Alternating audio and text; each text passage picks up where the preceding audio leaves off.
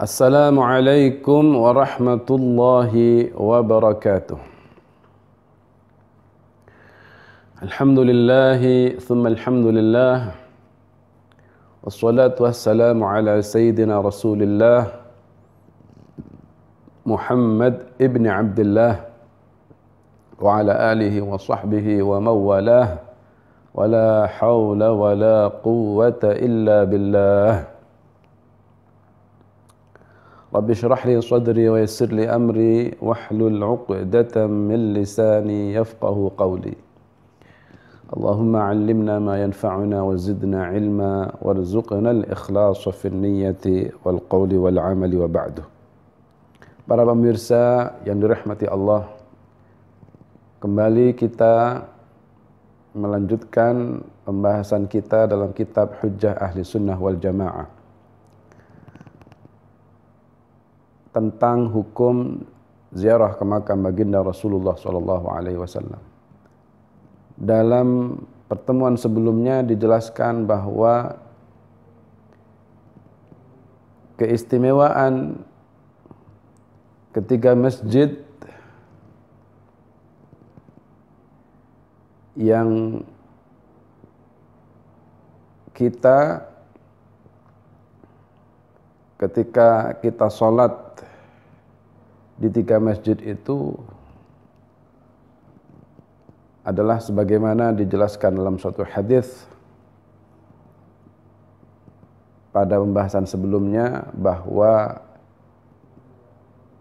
sholat di Al-Masjidil Haram dilipat gandakan menjadi 100.000 kali. Sedangkan sholat di Al-Masjid An-Nabawi adalah 1000 kali, dan sholat di Al-Masjid Al-Aqsa adalah 500 kali. Itulah keistimewaan ketiga masjid itu, sehingga Rasulullah menganjurkan kita untuk tidak pergi kecuali kepada ketiga masjid itu untuk mendapatkan pahala sholat yang berlipat ganda. Selanjutnya kita akan kembali kepada pembahasan tentang mereka yang melarang berziarah ke makam baginda Rasulullah SAW. Yaqul al-mu'allif rahimahullah, wal na'ud ila al-kalam ma'al mani'in ziyaratahu sallallahu alaihi wasallam. Kita kembali kepada pembahasan tentang orang-orang yang melarang berziarah ke makam Rasulullah sallallahu alaihi wasallam. Fa naqulu law fahimna anna an-nahya an shadd ar-rihali fil hadits al-madhkur 'amun fi kulli safarin illa as-safara ila hadhihi al-masajid ats-thalatha la lazima. Andai kata kita memahami bahwa larangan bepergian dalam hadis yang disebutkan tadi, disebutkan dalam pembahasan sebelumnya, yaitu la tushaddur rihal illa ila thalathati masajid. Kalau memang hadis ini adalah merupakan larangan untuk bepergian secara umum, ya, fi kulli safar, pada setiap safar, illa safara ila hadhil masajid, kecuali bepergian kepada tiga masjid ini. Kalau memang ini adalah larangan umum, kita itu tidak boleh bepergian kemanapun, ya, kecuali kepada tiga masjid ini, la lazima, maka konsekuensinya dari pemahaman ini, pertama, alla yajuza lana as-safaru fil ardi lil i'tibar wal 'idhah. Berarti kita, kalau memang itu adalah larangan safar secara umum, berarti kita tidak boleh bepergian fil ardi, tidak boleh pergian kemanapun di atas muka bumi ini, untuk i'tibar, mengambil ibrah, mengambil pelajaran. Jadi nggak boleh pergi mana-mana, nggak boleh pergi ke misalnya tadabbur alam, nggak boleh pergi ke pantai kita untuk tadabbur alam, menikmati pemandangan alam agar supaya kita tambah yakin akan kekuasaan Allah. Nah, berarti kita tidak boleh kemana-mana kalau gitu. Ya.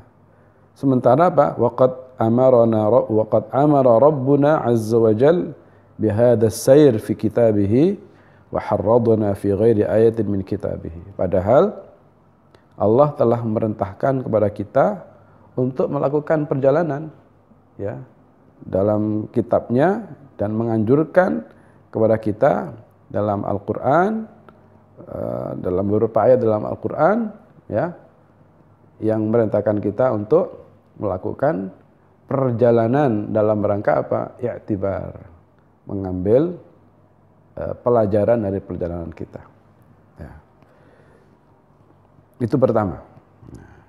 Yang kedua, wa alla nusafira li silati arhamina idza kanu bijihatin ba'idah.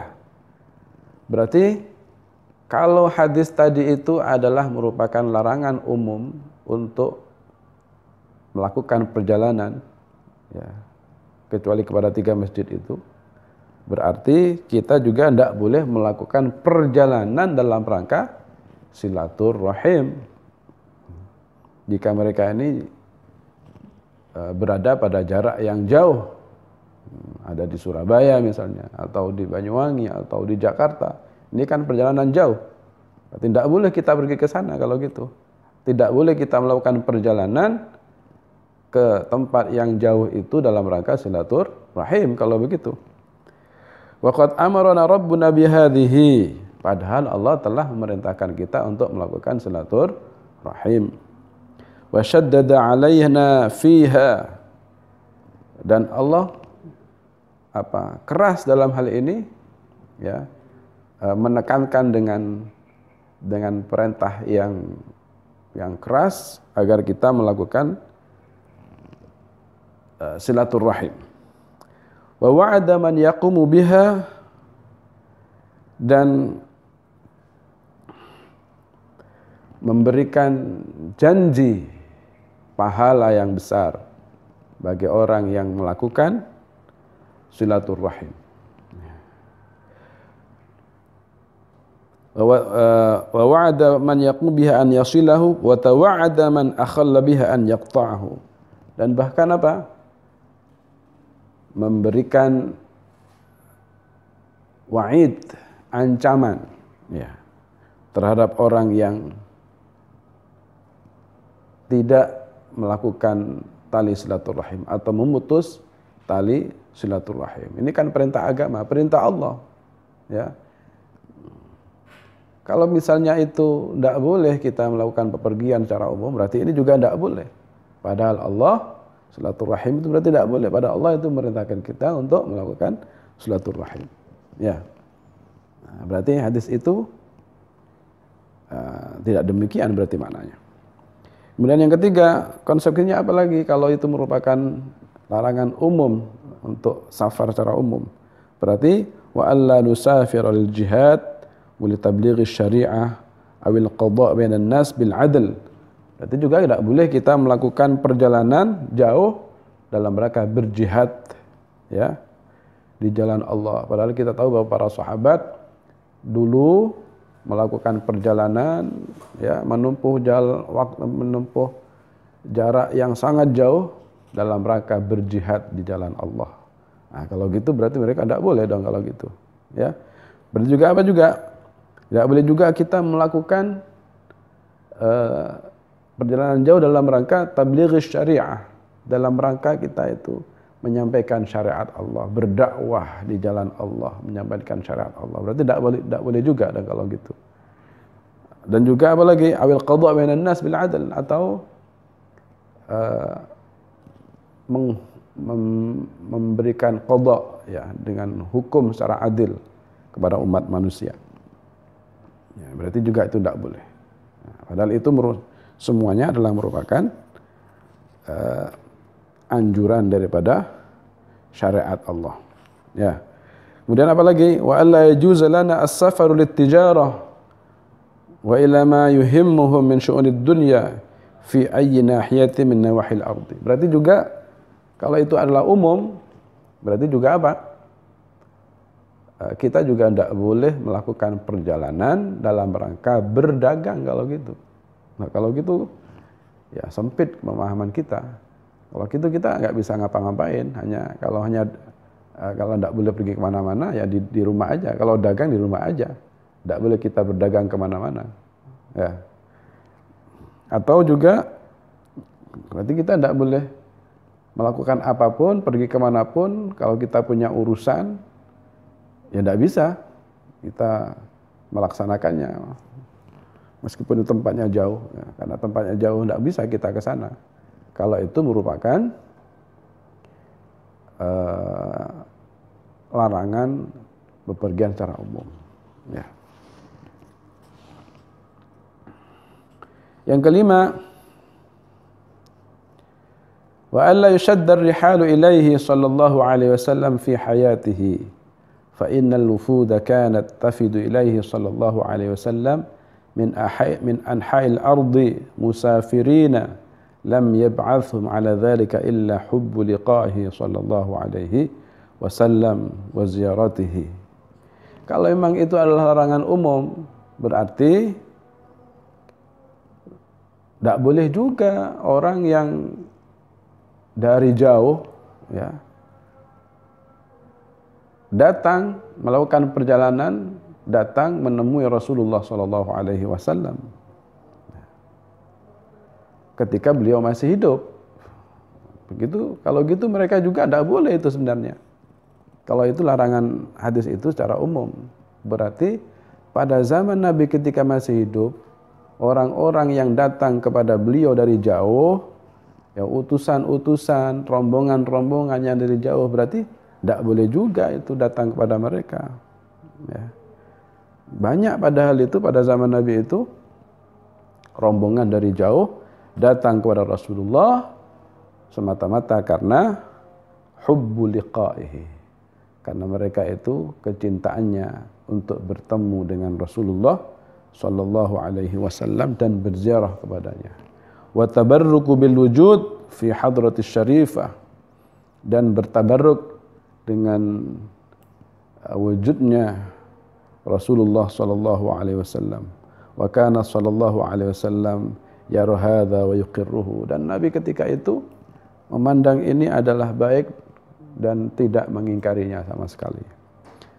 Bal wa yuharridu alaihi bima kana yuthbitu bihi tilkal wufud minal jawaiz. Bahkan Nabi itu apa? Sangat menganjurkan terhadap hal itu dengan memberikan kepada rombongan-rombongan itu hadiah-hadiah allati kana yamnahuhum biha, yang diberikan kepada mereka.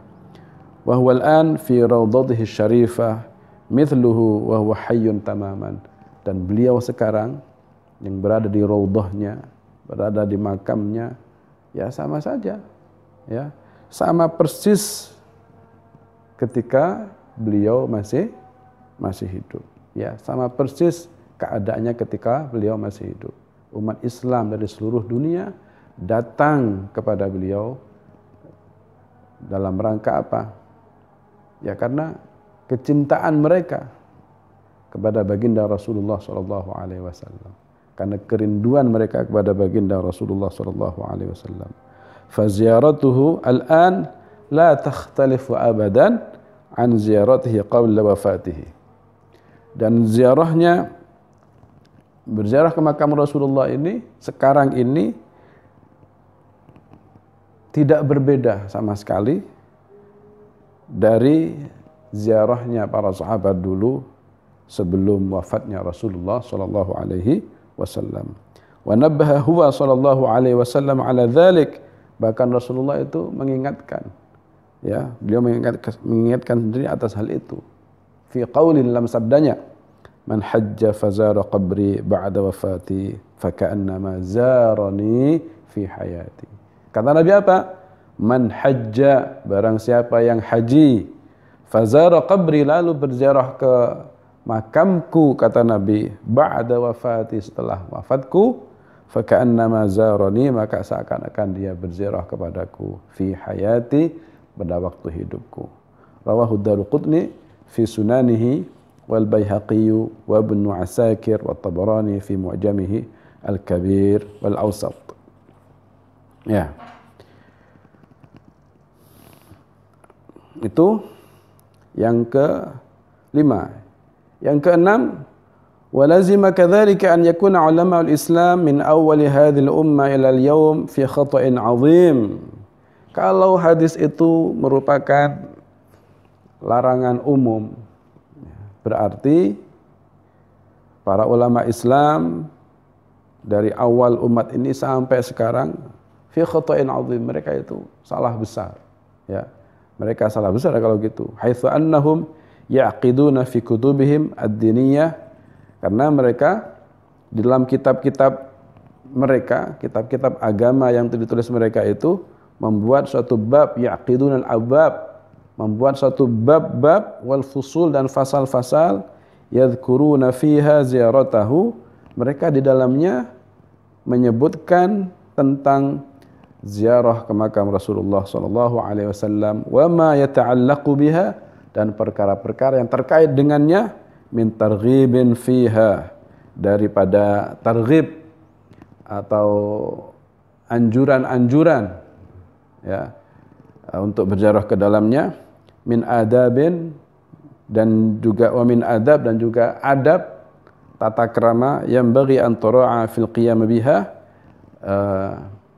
adab-adab atau tata krama yang harus diperhatikan ketika seseorang berziarah ke makam Rasulullah SAW. Ini mereka sebutkan di dalam kitab-kitab mereka. Kalau itu larangan itu umum, berarti kitab ini muspro, ya, ulama semuanya salah semua itu kalau begitu, ya. Oleh karena itu maka hadis itu tidak bisa dipahami secara umum.